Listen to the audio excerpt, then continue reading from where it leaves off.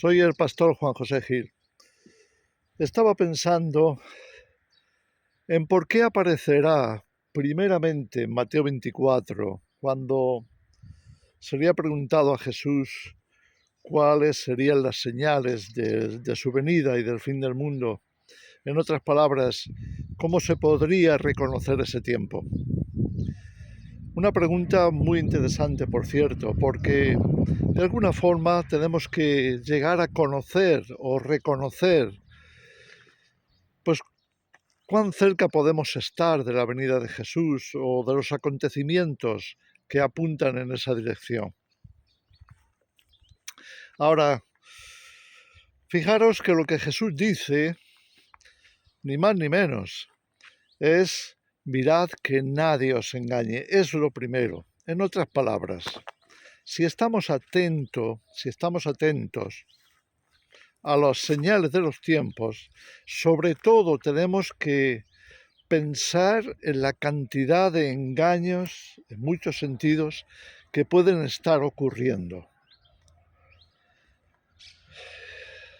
El apóstol Pablo también había apuntado en esa dirección, al decir que en el futuro los engañadores irían de mal en peor, engañando y siendo engañados. Saco este tema de nuevo a relucir porque uno de los engaños más sutiles de nuestra época está a nivel político. Y lo saco a relucir porque es quizá el que mayor influencia está teniendo en la sociedad. Empezando con la democracia representativa. ¿Por qué la relaciono con el engaño? Pues por una razón muy sencilla, porque lo que conocemos como política democrática de representación o representación democrática significa que unos pocos van a representar a muchísimos y finalmente a la mayoría. Pero ¿quién elige a esos pocos? Bueno, pues los eligen también en muchas ocasiones otros pocos. Por ejemplo, ¿quién escoge a aquellos que están sentados en los escaños de la ONU? Pues muy poquitos. Y sin embargo, se habla de que la decisión es de 198 aproximadamente países. Cuando se dice eso, se deja la impresión de que todos esos 198 países estuvieran de acuerdo con lo que se promulga. ¿Pero es real? ¿Es así? ¿Puedes decir que todos los habitantes de esos países, o ni siquiera la mayoría, estarán de acuerdo con lo que se ha dicho ahí que tiene que hacerse o con las decisiones que se han tomado? ¿Realmente viene de la población o viene de unos pocos que por su influencia toman el control de esa cámara y comienzan a tomar decisiones que al final los poquísimos representantes de cada país, estamos hablando que quizás sean uno, dos o poco más, que son representantes de ese país en ese foro, esos poquísimos estén firmando algo que represente al país y que por tanto va a representar a la mayoría de ese país. Pero ¿es eso real? ¿De verdad? A mí me parece que no, en absoluto. Lo que sí me parece, y ahí está el engaño, es que se deja la impresión de que eso sea así, de que es la mayoría, de que el mundo entero se ha puesto de acuerdo en llevar a cabo algo porque lo han dicho unos poquitos. Y entonces viene la gran presión social. Si el mundo entero ha dicho que hay que seguir adelante con eso, ¿quién soy yo para oponerme? ¿Te das cuenta del engaño? Es decir, unos pocos que ocupan un lugar de reconocimiento a nivel mundial toman decisiones acerca de qué medidas se han de tomar como si fueran representativas de todo un país que puede tener 10 millones, 20, 40, 50, 100, 1000. Y entonces, imagínate, una persona firma un papel en un estamento como la ONU en representación de su país, que puede tener 1000 millones de personas. Pero realmente las 1000 millones de personas están de acuerdo con eso. Se ha expuesto a su veredicto, se les ha pedido opinión, se les ha informado adecuadamente para que tengan una opinión. Obviamente no. Los cristianos tenemos que ser conscientes de estas cosas, porque si no, podemos incluso pensar que, mira, estos son los tiempos que corren y tenemos que de alguna forma adaptarnos o tenemos que considerarlos porque esa es la opinión pública o la opinión general, cuando no es así. Es una opinión de una minoría que se está proyectando a través de esos estamentos de fama internacional o mundial, se están imponiendo sobre el resto de la población. Por tanto, no es así, no es la opinión de la mayoría, sigue siendo la opinión de una escasa y pequeñísima minoría que tiene un lugar de relevancia.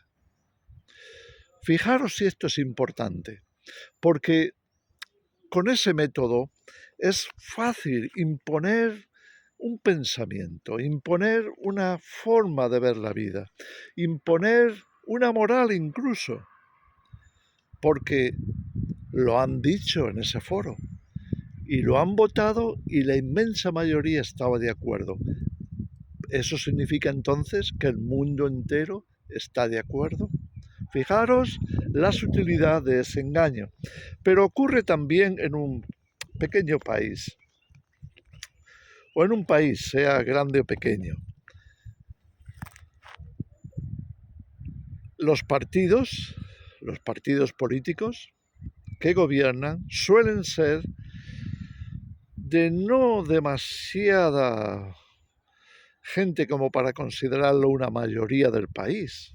Solo en escasas excepciones esos partidos están prácticamente reconocidos como la asociación mayoritaria del país. La realidad es que son pequeñas minorías. Pero fíjate que para gobernar un país, esas pequeñas minorías se tienen que poner de acuerdo para que parezca que hay una mayoría.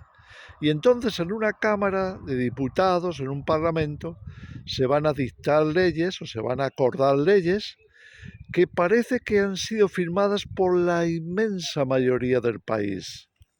¿Pero es así? Está claro que no.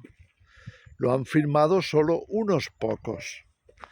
Pero se le da carácter de nacional, de país, de estatal, de que representa a ese país porque la representación democrática, yo lo pondría entre comillas, ha tomado esa decisión. Y eso puede ocurrir con muchas cosas, con la deuda externa, con nuevas formas de moral, con prácticas, con concepto de la historia.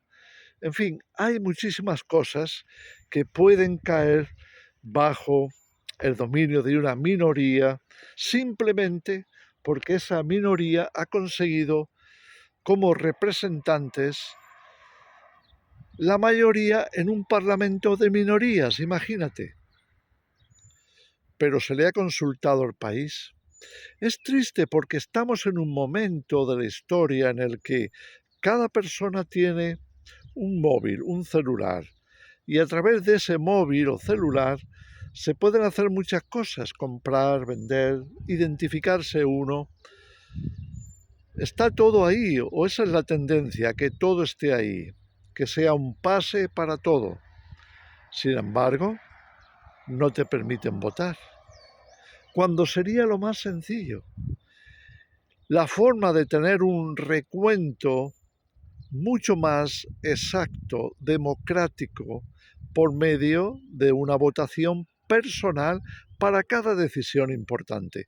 Porque hay muchas decisiones que afectan a la vida social, a la economía, afectan a la moral, afectan a muchos aspectos de la vida, aspectos muy importantes, y que se dejan en manos de una pequeñísima minoría. Por ejemplo, en España creo que hay unos 380, cifra arriba o abajo, de diputados en el Congreso, en el Parlamento español.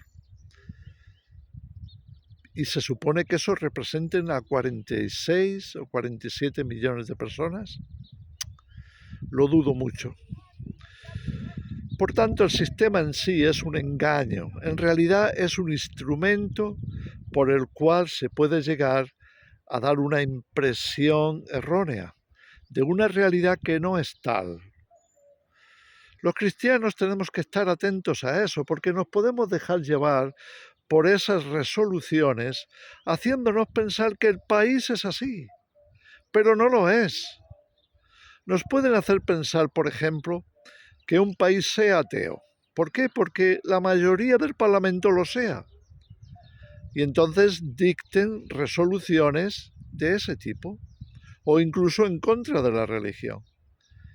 Pero viene de unos pocos y no se ha consultado a la mayoría. Entonces podemos dejar esa impresión o llevarnos esa impresión de decir, bueno, estamos en un país ateo. Pero estamos en un país ateo, no es así. Por tanto, esa pequeña minoría no deja de ser eso, una pequeña minoría. Y sus resoluciones, aunque tengan carácter legal y aunque se impongan por los medios como si fuera una resolución democrática, no lo es en absoluto. Y no lo es porque no se cuenta realmente a la opinión de la gente, de cada uno. Eso es lo que cuenta para considerarse democrático y para dar una impresión real. Ahora, otra cosa muy distinta y tiene que ver con el engaño democrático, pudiera ser la manipulación de las votaciones o la manipulación de lo que cuentan, lo que sea que cuentan los votos. Siempre debería estar expuesto, siempre debería estar abierto a un nuevo escrutinio, a una demostración real de que eso es así. Porque si no, también podría esconder un engaño. Digo todas estas cosas porque estamos en un mundo complejo y es fácil su manipulación. No debería ser así, pero lo es, siendo realistas. Y los cristianos tenemos que considerar todas estas cosas, no sea que acabemos apoyando a una pequeñísima minoría pensando que estamos con la mayoría o que estamos tomando decisiones en base a una opinión mayoritaria cuando no sea así. ¿Tiene remedio? Yo creo que sí. Tiene remedio cuando se utilizan los instrumentos necesarios. Lo acabo de decir. Un celular, un móvil, puede perfectamente servirnos para tener una intervención democrática masiva. ¿Por qué no se hace? Bueno, tenemos que pensar en estas cosas. Piénsalo, porque fíjate que ahora en la ONU se dice que hay alrededor, yo creo que seguramente irá por más ese número, será un número mayor, pero hasta donde yo tengo conocimiento, se ha dicho que hay 120 géneros, estamos hablando en términos sexuales o de identificación de cada individuo, 120 géneros distintos, aparte de hombre y mujer. Ahí cabe de todo, por supuesto. Y no lo dudo, que haya 120 tipos de géneros según lo que cada cual decida. Pero, ¿cuántos son? A lo mejor hay un género que hay uno por país, o uno cada 1 millón. Pero fíjate, al ponerlos todos juntos, 120 géneros, se deja la impresión de que lo más normal hoy es que se tengan en cuenta para las leyes todos y cada uno de esos 120 géneros. Es decir, una minoría, que estoy seguro de que son una pequeña minoría, y en algunos de esos géneros pequeñísima, prácticamente invisible, porque nunca los encuentras por ningún lado,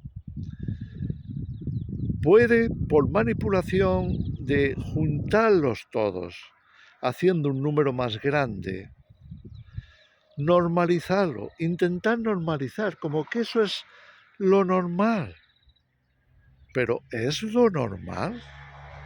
Bueno, repito, muchos de esos, la mayoría de esos géneros, ni siquiera son visibles, ni siquiera te los encontrarás buscándolos como la aguja en un pajar, pero los ponen juntos en una gran institución, de manera que parece que tengan un eco mundial y que estemos hablando de lo que te encuentras cada día por la calle, pero te encuentras esos 120 géneros cada día que sales a la calle.